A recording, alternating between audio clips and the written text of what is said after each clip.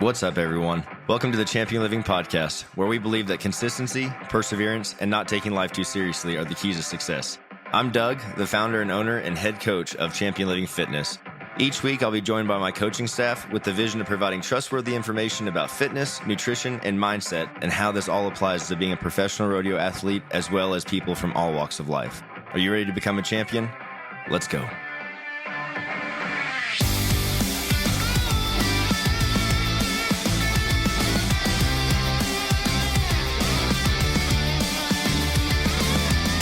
Cheyenne just ended yesterday, and what a weird day.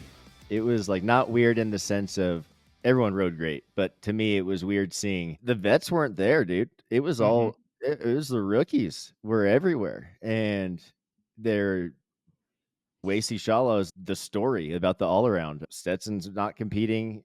It's not wide open. He's dominated for so many years, and to see a young guy, especially the rough stock side of things, coming through, and I don't know how far he was away from winning the all around, but Coleman Proctor ended up winning it, which Coleman's an awesome dude. I love seeing him get up there. He's a great ambassador for the sport, but he's also got 30 more years of experience in professional rodeo than Wasey does. Wasey's on his first year. It was cool to see him rise up and, man, perform at an elite level. Do you know if did Cheyenne ever go to a 4-man? Was there ever a format like that, or has it always been this?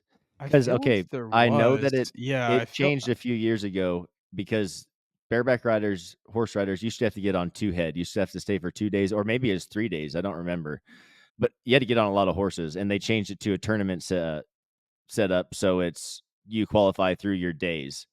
Right through each day, the top 4 will get in and make the top 12 or whatever it is. I just didn't know if it was always a sudden death when it came to the short round. I thought I could have sworn back in the day there was a 4-man too. yeah, I think even just a few years ago, and maybe that's just my mind messing with me with all these different tournament style These rodeos popping up, but I almost swear it was like a 10 or 12 man short round and then a 4-man shootout. But I can't say that for sure. Yeah, I don't remember. But anyways, it was cool to see again new names winning huge money. Clay Jorgensen won the bareback riding. Pretty cool. We've worked with him at a handful of schools, and so to watch him get to that level and get on a outstanding horse and make a great ride and take advantage of it was really cool. Again, bull riding was outstanding. Wasey made a great ride. He rode an unridden bull. Bull, I don't think had its day, or Man, I'm surprised at what they marked him though. me too. I didn't think it was 83. I think that was, and it's hard. Bull riding's so crazy because it really depends on the rodeo, on what they mark you.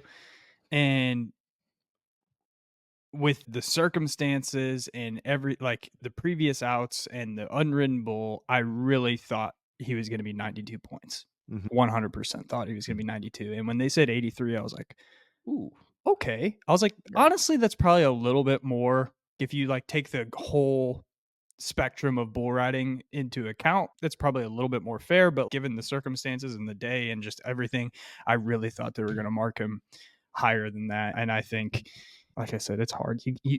I played it right next to Wade Leslie's 100-point bull ride on Wolfman, and there's not that much of a difference. Yeah. That's a whole nother. What kind of mood are the judges in today? That's really what it is. That's what it comes down to. But with TJ Gray being 90 and Kai being 88, I was like, Wasey's going to be in that ballpark. Yeah, like I thought for sure Wasey was going to be closer to that, but I think they got the order right at least. So. I think so too, and that's all that matters. So it's a big day. This is a huge point of the season. That's a turning point. We're going to see who the dogs are, who's going to be fighting it out for this top 15 going to Vegas. That we'll know in 8 weeks, baby. Legit, like 8 weeks from today. Isn't it today the 30th? No, not quite. Almost. A few more hours. Yeah, a couple more days. So we're right there here. Final quarter, if you will, is coming up. And I was just talking with Kayla, and most of you guys listening probably don't know who Kayla is, but she is she is a giant puzzle piece in our puzzle that we call Champion Living Fitness. And she is the glue that holds us all together. But she comes from a rodeo family. Her husband rodeoed with me in college. She rodeoed. She follows the sport. And we were on a call this morning before the show, and she was just saying how she was really excited to watch how it's all going to unfold and all the events. And even the barrel racing is really exciting. There's a lot of girls qualifying for big rodeos like Calgary. They had qualifiers for, and there's some girls that you really just never heard of before that showed up and made a statement. So she was excited to see and watch all of the just new and up and coming athletes that are not coming out of the woodworks. They've been there, but they've just been putting that work in, and now they're coming to the limelight here. And it's going to be a really cool finish in all the events, I think. And I'm excited. I'm excited to watch it. And I stand by this, but you're going to see the guys who start dominating these last 8 weeks, and they're the guys that have kept their routine and have been able to mitigate as much of the wear and tear as possible. And yeah, expect some standing shuffles here in the next few weeks. dude, the craziest thing about Cheyenne is none of the standings didn't change. Like the top 15 didn't change anywhere really. Mm-hmm. Go look at the bareback riding. All that happened was the bottom 40 came up. I'm From looking. 20 to 40, they came up. That no one else in the top 15 really moved. Yeah, and I think that's a big thanks to that tournament style format. Is it gives an opportunity for a lot of those guys to win checks. What Not I near as mean by big as that what they is could be. What I mean by that is usually we see a couple of those guys in the top 15 win a pile of money out of Calgary, or I'm sorry, Right. Cheyenne, and that far pushes them even further ahead. Mm-hmm. We saw the reverse, and everyone in 20th to 40th position won all the money, and those guys from 20 to number 1 really weren't. There was 2 guys in the short round, really. I think it was like Oren and Jacob Lees were the only 2 I can think of off the top of my head that were NFR qualifiers. Mm-hmm. So they're all just still stacked in the same place. So it's going to make it even more interesting going down these next set of rodeos, these next few weeks. What's going to happen? Who's going to? Yeah, I'm running way down the bull riding standings here, and man, they are packed in there tight. We look at everybody that's got $50,000 or more won, and that's 35th place. Yep. That's pretty crazy. It goes 52,000, 53, 54, 54, 55,000, 57, 59, 60, 61, 61, 62. Like I'd say everybody that's got at least 60 grand one is well within striking distance in the bull riding, because we've got X bulls, and it's not uncommon for a guy to win 40 grand these last 2 months, like at all. Somebody's going to do it for sure. And it's pretty much everybody from 30th up is within striking distance of the NFR if they play their cards right. And there is so much money to be won right now. There are 10,000 added rodeos everywhere. Literally, go to the PSN, go look through it. It's nuts. I never, ever saw that at any point in time when I rodeoed.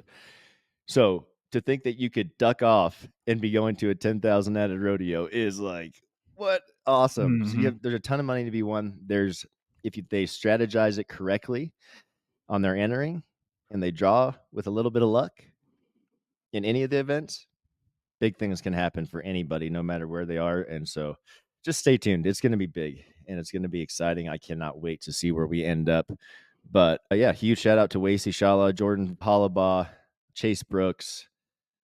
All competed yesterday, all rode outstanding, and all have been very consistent in their training. Let's get into training. Last episode, we talked about strength, which I think obviously is the foundation for strength and conditioning. But we see and get a lot of questions about, and this is not how I'm going to phrase it, but this is explosiveness, right? How do I get more explosive? Or faster. Yeah, faster. Like, yeah, that's usually how they'll word it. But what they're actually talking about, power. Yes. Power is what we're talking about there. Hui has the best gear because it's tough. It's durable. It withstands the test of what we put it through. And that is why I am a big supporter of Hui brands. Guys, from hats, apparel, whatever you need, they've got you covered. They are the perfect blend of rodeo style and athletic performance. You can check them out at huibrands.com. Use our discount code ChampionLiving, all one word, is going to save you a little bit at checkout. And I love that we're talking about this today because it's the next step in the foundation of development, if you will, when we start talking about strength and conditioning, because you have to have a foundation of strength in order to access that power. Mm-hmm. And we see that messed up a little bit in the sense that people will hear about power training. It's the sexy thing to make you, quote unquote, faster or more explosive. they go straight to that, but they don't have any foundation to actually access that power because they aren't strong enough to do it. Mhm. So if you haven't listened to strength, the episode about strength, our last one, go listen to that. And then you will have a good understanding of how this is going to lead into power. Let's just define it real quick. So NSCA, which is the establishment for strength and conditioning, the National Strength and Conditioning Association, defines power as the ability to exert a maximal force in a short amount of time as possible. Things like, and I'm going to go out of a rodeo setting first, but jumping as high as you can. What's another one, Paul? Accelerating. Upper body power would be like throwing. Rowing. Yeah. All of those things. Quick, fast, short burst Yes. movement. And when we look at rodeo events, that's exactly what we're talking about. Exactly. I think every event, athletes could, no matter what event they're doing, an athlete can benefit from increasing their power. Even if you're a barrel racer, team roper, whatever it is, being more powerful is only going to make you better in the arena and in the saddle. It's not necessarily all about being able to throw something as hard as you can or jump as far as you can, but being able to use that power to fight rotational forces, to drive your hips a certain direction, to correct whatever it is, whatever move you need to make on the back of a bull or a horse. There's a lot of ways that power can be used. And to come up with that, to come to that conclusion, all you have to do is look at, like, why do people struggle? What is the cause of a buck off? What is the cause of slow times in the timed events? They're stiff. Or like, okay, let me talk about it in the rough stock sense, because that's the easiest way for me to put it together. It's not hold on for dear life. When you see guys try to hold on for dear life and they clamp up and lock up and they don't move, they buck off. And what we're really needing to access is repeatable power. Like, how quick and how fast can they perform movements repetitively? And when we look at it that way, power is the obvious answer or the development of power is the obvious answer for a lot of pitfalls in your rodeo competition. Let's get into, we talked about what power is. It is needed in all events. More specifically, let's run down the events and apply this. How can power make someone better? Bareback riding, you're going to be able to set your feet faster. You're going to be able to drive your hips faster, set them faster, harder, all of the above. Use that strength that you've been building in the gym to your advantage. Coming out of the turn on the barrels, Yes, I don't know the absolutely. exact barrel racers might roast me on the terminology, but I think of it as you're coming around a turn on a barrel, you're in a hole and your horse is going to lunge forward, you got to be able to keep up with it. That's exactly what it's the same thing as you would be doing in saddle bronc riding or bareback riding. Like, you're having to move forward with the animal. Steer wrestling, I think, is very obvious in the sense of how power can help you. Team roping, calf roping, I think, is more obvious than team roping. You have to be power getting down the rope, getting to the calf, handling the calf. Power is going to help all of that. Team roping, I love that you talked about throwing in the beginning of this, Paul. Throwing is, well, that is team roping. You are throwing a rope, and a lot of timed event athletes don't think about the massive amount of benefit that could come from just a small amount of strength and power training in your upper body that could lead to huge advantages in the arena. How many team ropers are there in the world? A shitload. There are so many. The scientific term, shitload. Yeah. And majority of them, not to be rude, are added money. They're hobby guys. They're doing the minimum to feel like they're getting the most out of what they're doing. And some of them are talented enough to go to high levels and do that. But I'm telling you right now, if you put in just a small amount of preparation for your own physical training and conditioning, it would be nuts. I think you would just absolutely beyond dominate, because everybody wants to dump money on the horse or on the rig and think that's what's going to make them better. And really, if you even put a fraction of that investment into your own self, man, come on. Yeah. We talk about it all the time, and it's an investment. If your goal is to do big things to make a living at this, so you need to invest in yourself, not just in your animals and your equipment. It's all equal in the sense of you have to invest in all of it to make it work. Let's jump into some of these key components of power training. So I said earlier, and this is very important, strength is the foundation. You have to build a solid strength base in order to access this power and get the most out of your power training. We talked about this last episode, but again, some of those key lifts, compound lifts, are bread and butter for building strength. Squatting, deadlifting, bench pressing, overhead pressing. Simple, but very effective. Paul, jump into what are some examples of like power exercises? Power exercises? Yeah. Power. Or do you want to hang out on that strength foundation for a minute? Ooh, let's hang out on strength for a minute. I like that. So I have a good example from yesterday. Cannon's my 6-year-old. We did a sprint workout yesterday. I haven't sprinted on the ground, like actually feet on the ground in a long time. I've done some bike ergs and stuff like that, but I haven't like actually put my feet on the ground and ran at maximal. And yesterday I was just like, hey, that sounds like a good idea. Let's hit that. And so me and Cannon do a sprint workout. I'm explaining to him how this is going to work. I picked 20 yards as our distance just because I haven't done that in a while. I didn't want to hurt myself. But something that I foresaw it coming. And then when I realized it and was able to reflect on the session, like see in real life what this strength foundation has. So Cannon, obviously being 6 years old, doesn't really do any strength training. He works out with me. It's more like he's just playing. He's very fast for his age. But when it comes down to a 20-yard sprint, obviously I'm much older than him. It's no surprise that I'm going to beat him. But when we were talking about earlier, like acceleration is one of the components of power. Mm-hmm. He wanted to beat me in this 20-yard sprint. And I was like, buddy, that's just not going to happen. He's like, okay, give me a head start. So I had to like back up. And then I had to keep messing with my distance of head start to give him to finally let him beat me. I had to give him like more than 20 yards of a head start for him to finally cross the finish line at the same time that I did. And so that was an example to me is like, I have a solid strength foundation and I'm able to produce power where he is not. Even though he's fast, he can get to a fast speed. He can't accelerate at the same rate that I can. Like I said, obviously, like it's not a rocket science there. I'm much older, but that made it clear to me that like even newly or untrained kids in their 17, 18, 19, even 20 years old, if they don't have that strength foundation, it would be pretty much the same story. Like they don't have to be a 6-year-old for me to beat them.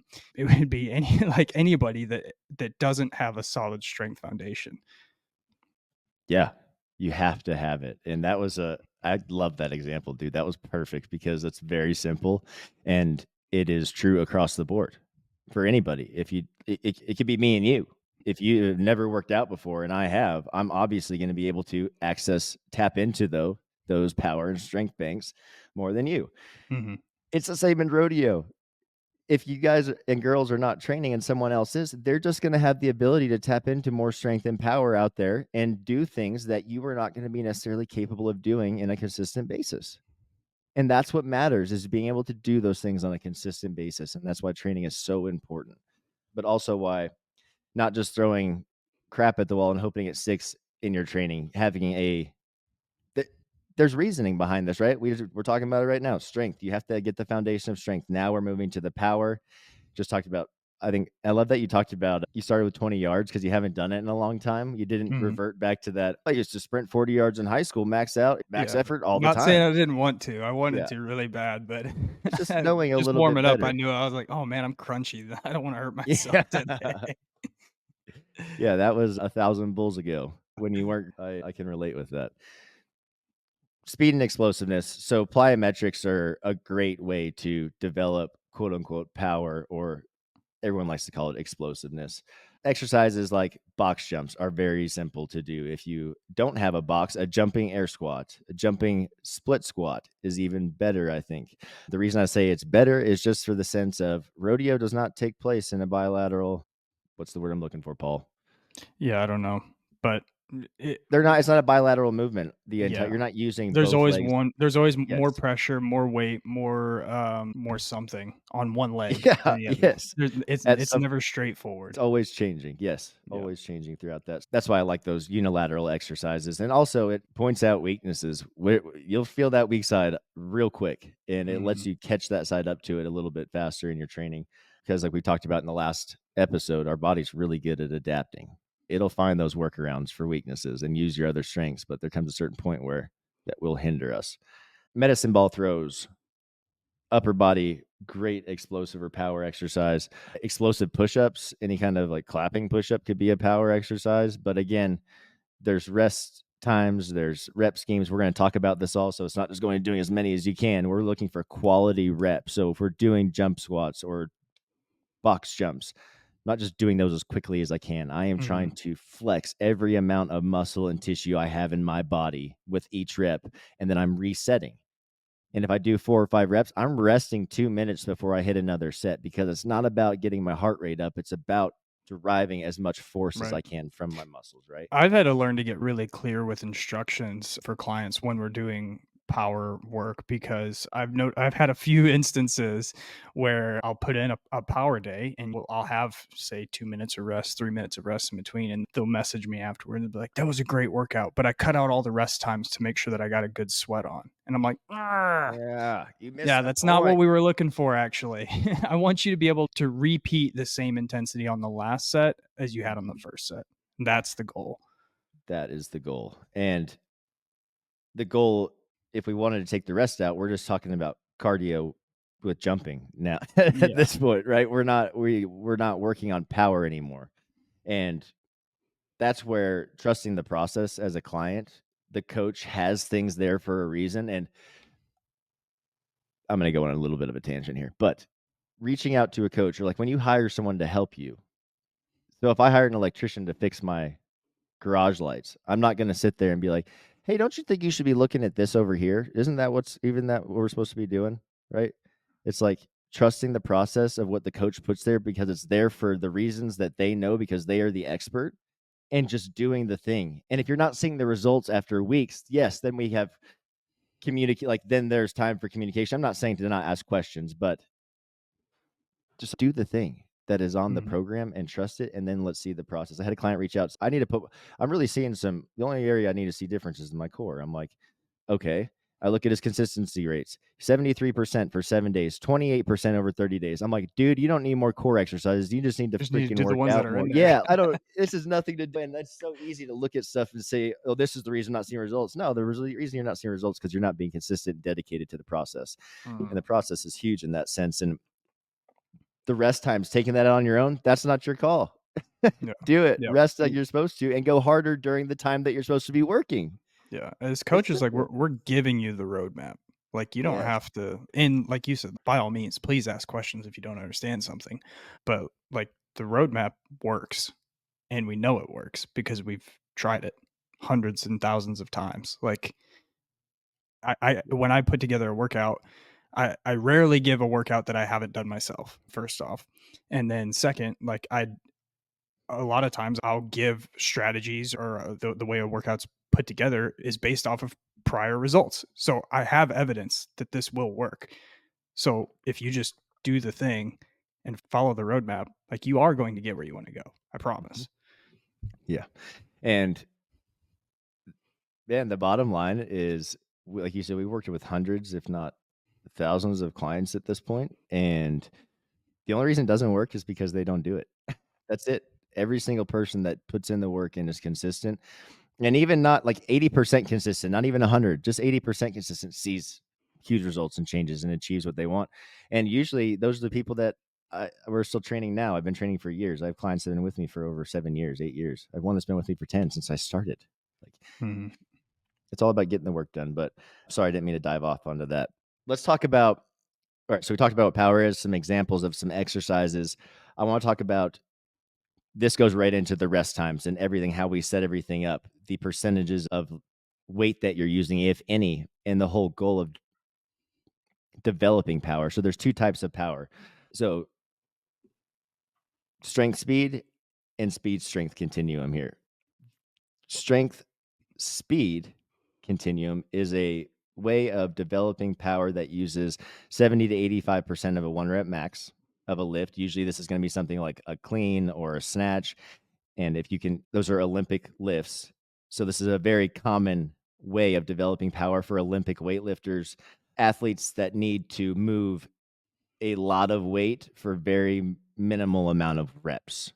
And just asterisk note here, this is not rodeo athletes. That's not you, right? The rodeo athletes, where we want to be focusing on, is more of that speed strength. I have a note Lightweight's here, like, fast.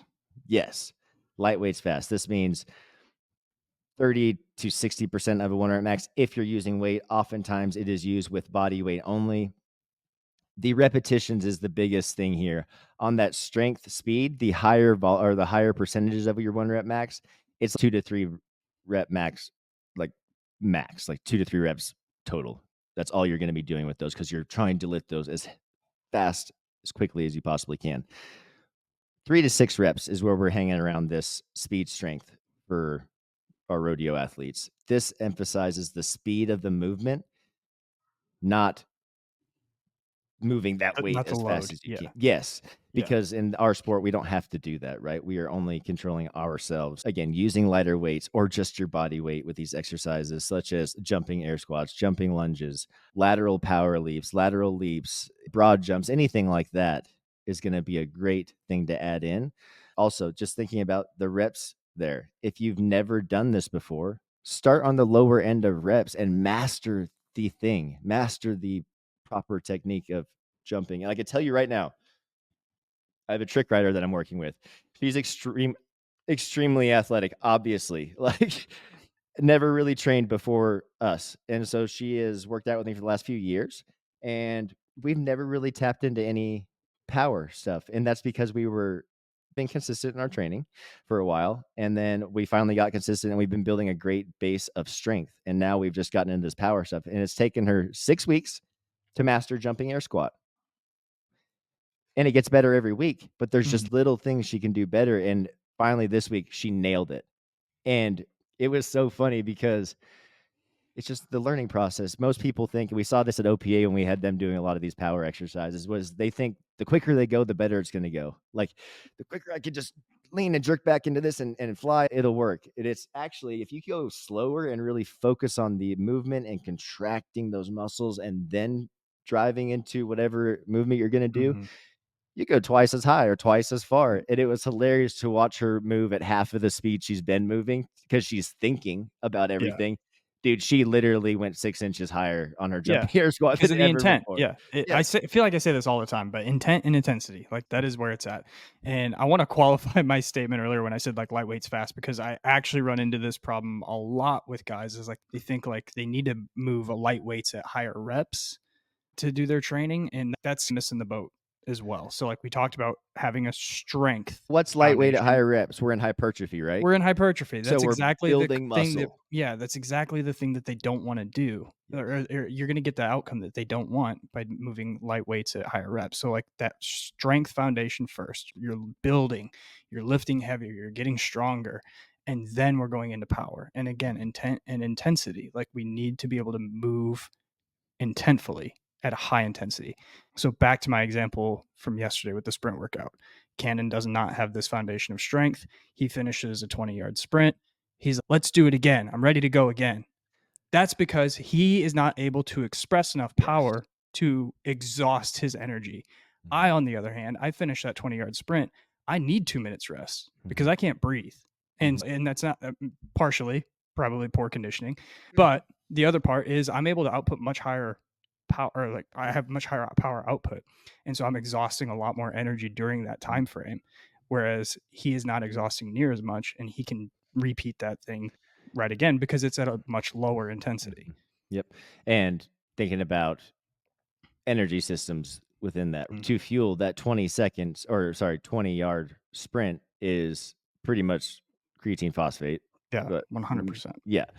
So we know that the resting time is a 1:12 to 1:20 ratio, work to rest. So that run is taking you Probably 2.5, 3 seconds. Okay, so times 20.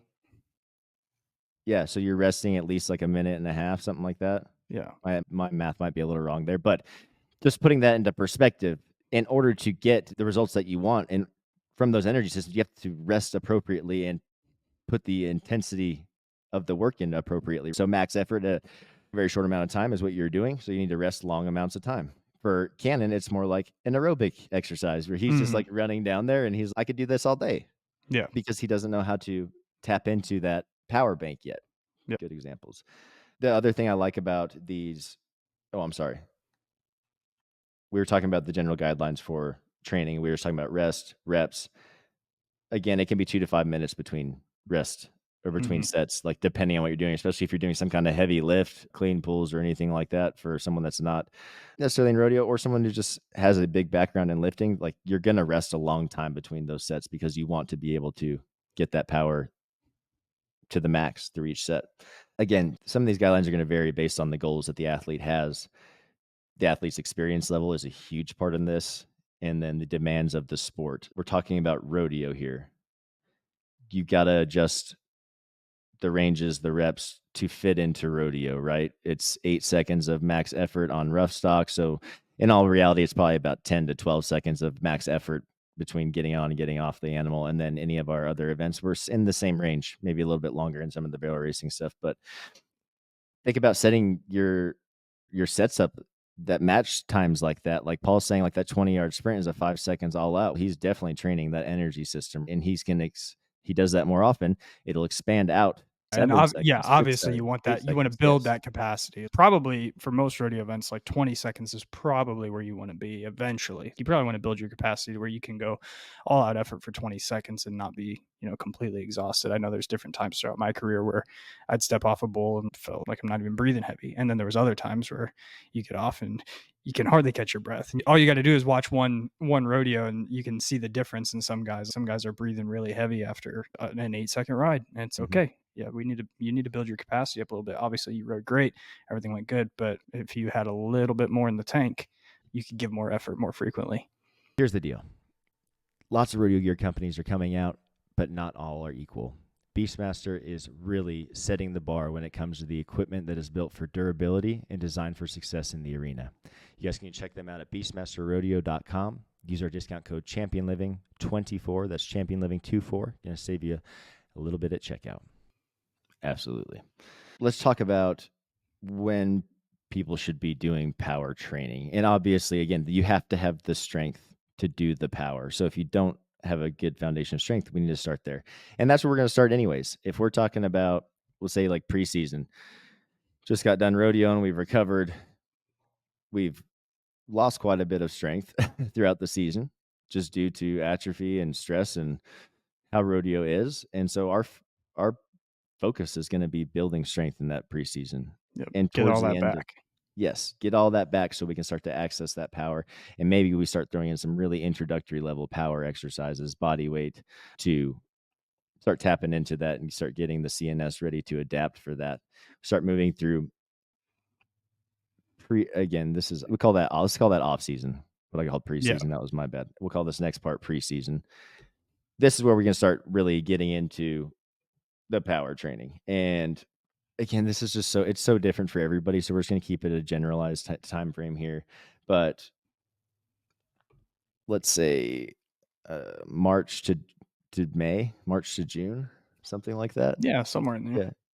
Yeah. And this is the time that we can, again, start focusing on power. We want to get the body as powerful as possible while still maintaining the strength. So when we get into that in season, that competition time, we can continue to drive that power and use it. The only thing that's changing throughout these time frames is the types of exercises, like the sets and the reps, because to get strength, we need different sets and reps. To get power, we need different sets and reps. Again, we said the power, anywhere from 3 to 6 reps is going to be a great starting place for you. I think sets wise, you can go anywhere from 3 to 5.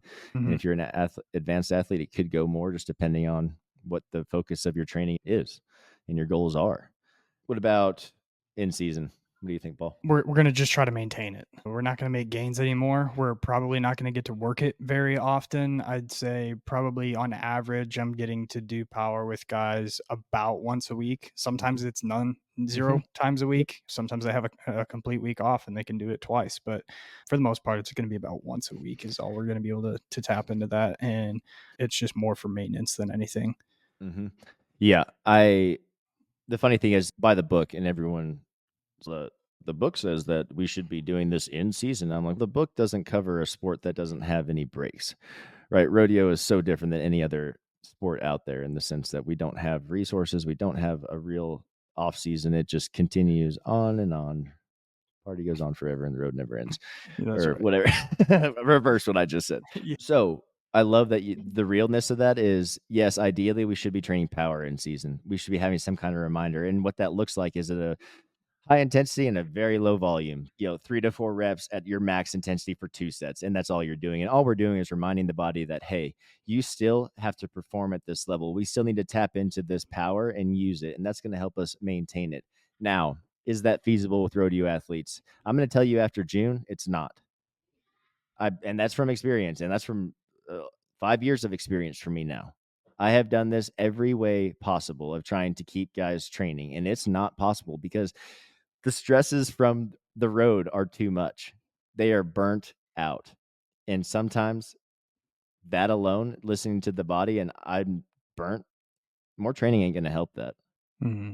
Maintaining, keeping them as mobile as we can, and doing anything that gets them excited to move is my goal, at least as a coach throughout the sport. Because again, I've said it a million times, the guys that continue to move throughout this part of the season are the guys who are going to win a ton of money and we're going to see at the finals. Yep. Anything else to wrap this up, bro? We talked about a lot of exercises there throughout it. If you guys need power exercises, shoot us a message, or even better yet, hire a coach. I'll wrap it up with this. I will say, as far as in season goes, a lot of the things that you can do are some of the things we talked about here throughout this: bodyweight jumps, jump squats, sprints, but at a lower intensity than you would do in season. So like yesterday when I did 20-yard sprints, 5 sets, resting 2 minutes in between, I was fully recovered before each set or before each bout, and I am not sore at all today. I feel like that would probably be pretty appropriate for a lot of people to do in season. But other than that, especially guys that are going really hard. Circuit guys might be able to get away with a little bit more. IPRA rodeo is hot and heavy right now even. So it's like, it's just going to depend on you. I think one of the things that's really cool, one of the transitions that we're seeing here lately, and that's thanks to PBR teams, is guys like Silvano Alves and Cooper Davis that are not getting on during the Built Ford Tough season anymore. Mm-hmm. And they are just getting on during the team season. And they have events that are 2 to 3 days long for, I don't know, 10 weeks season, maybe now. So we might get to start to see where traditional, quote unquote, styles of training might become more appropriate there. But time's going to tell. We'll find out. Yeah, we will. I think that's perfect, man. And I think that, what do you feel like throwing them in a warm up, dude?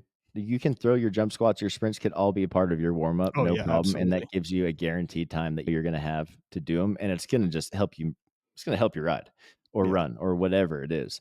Hands down. Those of you that are struggling with time management on that, throwing something simple into your warm up is double whammy. You get the movement in you need and you prime the system to do what you're about to do. Love it.